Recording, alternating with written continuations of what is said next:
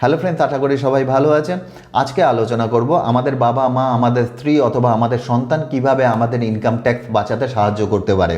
তা প্রথমে চলে আসি আমাদের সন্তানকে নিয়ে। কারো যদি কোনো সন্তান থাকে, সে কিভাবে তার ট্যাক্স সেভিংসে হেল্প করতে পারে। 1 নম্বর পয়েন্ট হলো স্কুল টিউশন ফিস। কোনো ব্যক্তির যদি কোনো সন্তান থাকে এবং সে যদি কোনো স্কুলে পড়াশোনা করে থাকে, সেই স্কুলে সে যে টিউশন ফিস জমা দেয়, সেই টিউশন ফিস কিন্তু আন্ডার সেকশন 80C-তে ইনকাম ট্যাক্সে ছাড় পাওয়া যায়। 2 নম্বর হলো চিলড্রেন এডুকেশন অ্যালাওয়েন্স। কোনো ব্যক্তি যদি কোনো জায়গায় চাকরি করে, সেক্ষেত্রে কিন্তু উনি প্রতি মাসে 100 টাকা হিসাবে, অর্থাৎ বছরে 1200 টাকা একজন বাচ্চা বাবদ একটা এডুকেশন অ্যালাওয়েন্স পেতে পারে। এক্ষেত্রে কিন্তু আমাদের মাথায় রাখতে হবে ম্যাক্সিমাম 2 জন চিলড্রেনের জন্য কিন্তু এই ছাড় সে পেতে পারবে, অর্থাৎ বছরে টোটাল 2400 টাকা সে চিলড্রেন এডুকেশন অ্যালাওয়েন্স হিসাবে পেতে পারে। এর উপর কিন্তু তাকে কোনো ধরনের কোনো ট্যাক্স পেমেন্ট করতে হয় না। 3 নম্বর হলো হোস্টেল অ্যালাওয়েন্স। কোনো ব্যক্তির সন্তান যদি হস্টেলে থাকে, সেক্ষেত্রেও কিন্তু উনি হোস্টেল অ্যালাওয়েন্স বাবদ 300 টাকা করে পার চিলড্রেন পেতে পারেন তার অফিস থেকে। এক্ষেত্রেও কিন্তু তাকে কোনো ট্যাক্স পেমেন্ট করতে হবে না সেই টাকার উপর। এছাড়া কোনো ব্যক্তির যদি সন্তান হায়ার এডুকেশনের জন্য কোনো লোন নেয় এবং সেই লোনের যে ইন্টারেস্ট পেমেন্ট করতে হবে, সেটাও কিন্তু আন্ডার সেকশন 80E-তে উনি ছাড় পাবেন।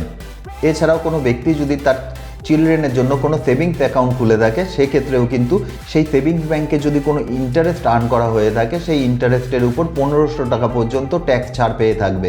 এক্ষেত্রে কিন্তু টোটাল 3 জন চিলড্রেনের জন্য আমরা এই ছাড় নিতে পারি, অর্থাৎ আমরা টোটাল কিন্তু 1500 × 3 4500 টাকা পর্যন্ত বছরে এই ছাড় আমরা নিতে পারি। এছাড়াও কোনো ব্যক্তির যদি কন্যা সন্তান থাকে, সেক্ষেত্রে কিন্তু তিনি সুকন্যা সমৃদ্ধি যোজনায় 1.5 লক্ষ টাকা পর্যন্ত বছরে ইনভেস্ট করতে পারেন। এক্ষেত্রে কিন্তু উনি যে কোনো ধরনের ফিক্সড ডিপোজিটের থেকে হায়ার রেটে ইন্টারেস্ট পাবেন। এছাড়াও যে 1.5 লক্ষ টাকা উনি জমা করবেন, সেই টাকার উপর কিন্তু তাকে কোনো ট্যাক্স জমা করতে হবে না, কেননা সেটা আন্ডার সেকশন 80C-তে উনি ছাড় পেয়ে যাবেন। এছাড়াও এখান থেকে যে ইন্টারেস্ট পাওয়া যাবে, সেটাও কিন্তু ট্যাক্স ফ্রি ইনকাম।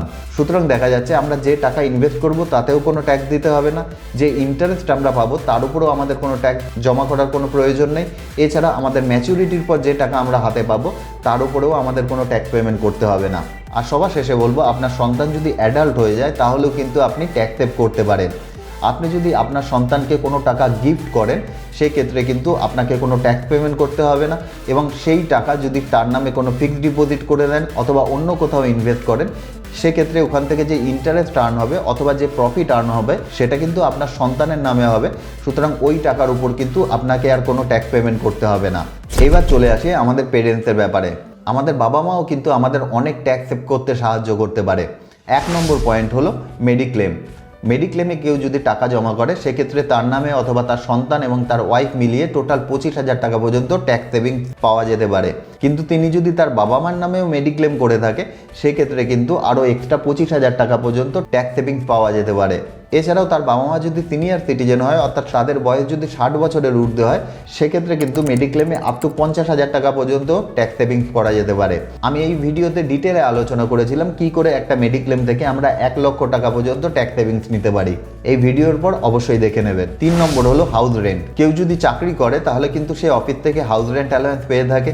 এছাড়া কেউ যদি বিজনেস করেন, তাহলে কিন্তু সে আন্ডার সেকশন 80CC-তে হাউস রেন্ট বাবদ একটা ছাড় নিতে পারে। এই দুটো ক্ষেত্রেই কিন্তু দেখা যায় আমাদের কোথাও না কোথাও রেন্ট পেমেন্ট করতে হয়, তারপরেই কিন্তু আমরা সেই ট্যাক্সের ছাড় পেয়ে থাকি।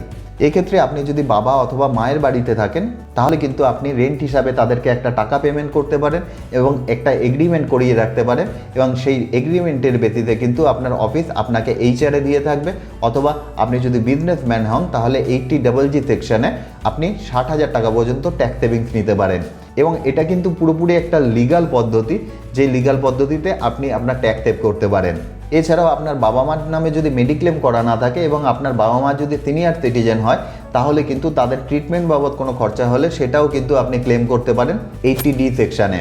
আর সবার শেষে বলবো, আপনার কাছে যদি এক্সেস মানি থাকে এবং সেই টাকা যদি আপনি কোনো ফিক্সড ডিপোজিট করে থাকেন এবং সেই টাকার উপর যদি আপনাকে কোনো ট্যাক্স পেমেন্ট করতে হয়, তাহলে কিন্তু সেই টাকা আপনার বাবা মাকেও আপনি গিফট হিসাবে দিতে পারেন, এবং আপনার বাবা মার নামে যদি সেই টাকা ইনভেস্ট করা থাকে, সেই টাকা থেকে যে রিটার্ন আমরা পাবো, সেটা কিন্তু আপনার বাবা মার ইনকাম হিসাবে ট্রিট করা হবে।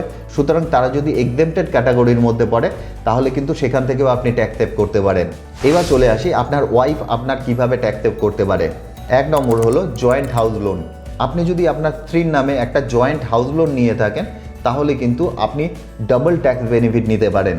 এক্ষেত্রে আমরা জানি আমরা হাউস বিল্ডিং লোনের যে প্রিন্সিপাল জমা করি সেই প্রিন্সিপাল আমাদের 83 সেকশানে 1.5 লক্ষ টাকা পর্যন্ত আমরা ছাড় নিতে পারি। এছাড়া যে ইন্টারেস্ট আমরা পেমেন্ট করে থাকি সেই ইন্টারেস্ট কিন্তু আমরা 2 লক্ষ টাকা পর্যন্ত ছাড় নিতে পারি।